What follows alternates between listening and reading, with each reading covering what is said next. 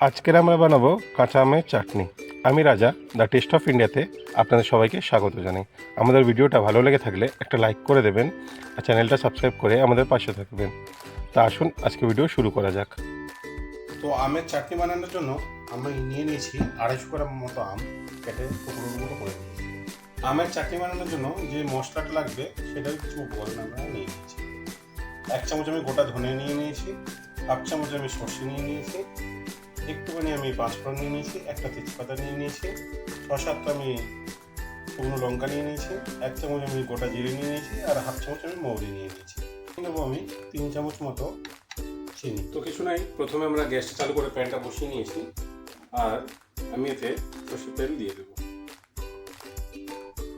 তেল আমাদের গরম হয়ে গেছে, এবার আমরা ফোড়নে শুকনো লঙ্কা দুটো দিয়ে দেবো, একটা তেজপাতা ফেলে দিয়ে দিলাম আর সর্ষে আমি একটু দিয়ে দেবো আর একটু পাঁচফোড়ন দিয়ে দেবো। ফোড়নটা আমি ভেজে নেব, তারপরে আমি আমগুলো দিয়ে দেবো।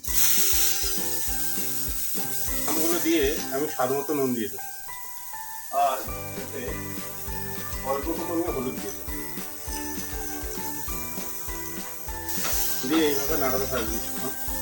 আমার ভাজা হয়ে গেছে, এবার আমি আমটাকে সিদ্ধ করতে দিয়ে দেবো। চলুন আমটা আমার সিদ্ধ ততক্ষণে আমরা এই চাটনিতে যে মশলাটা লাগবে সেই মশলাটা তৈরি করে। এবার আমরা একটা প্যান বসিয়ে ওতে শুকনো লঙ্কাগুলো দিয়ে দেবো আর 3 থেকে 4 মিনিট শুকনো লঙ্কাটাকে আমি ভাজবো।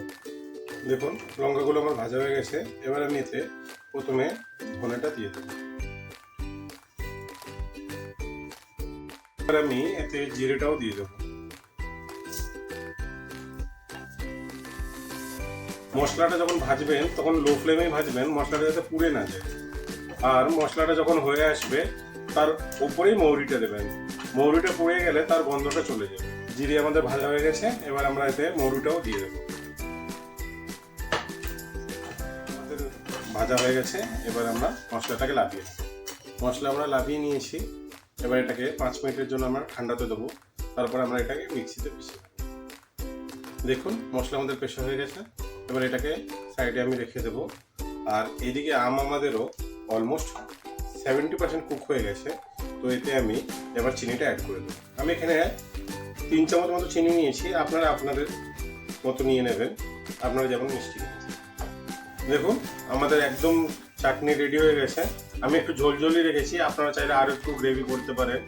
আমার ঝোলটা খুবই ভালো লাগে তাই আমি একটু ঝোলঝোলই রেখেছি। এবার আমরা এতে মশলাটা দিয়ে দেবো, বেশি দেবো না, এই চামচের আমি 1/2 চামচের একটু বেশি মশলা দেবো।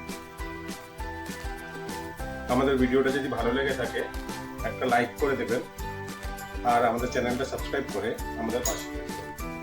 গ্যাসের ফ্লেমটা আমি অফ করে দিয়ে এবার একটা পাত্তানি লাগিয়ে দেব। দেখুন আমের চাটনি আমাদের একদম রেডি, কি সুন্দর হয়েছে। এরকম গরমের দিনে এরকম কাঁচা আমের চাটনি খুবই ভালো লাগে। আজকের মতো টাটা, দেখা হবে আবার অন্য একটা ভিডিওতে।